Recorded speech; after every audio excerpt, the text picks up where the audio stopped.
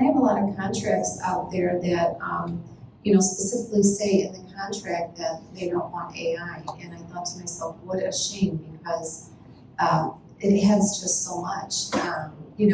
Within seconds, you're able to click a button and see, the entire history of, where that shipment has been and what the recommendations are to fix the problem. And then you as a person have to make that final decision, but at least you have everything in front of you to be able to make that decision. Sure. And it just saves so much time, but I think people are afraid of it a little bit. People are afraid that maybe it's gonna, take away their job or,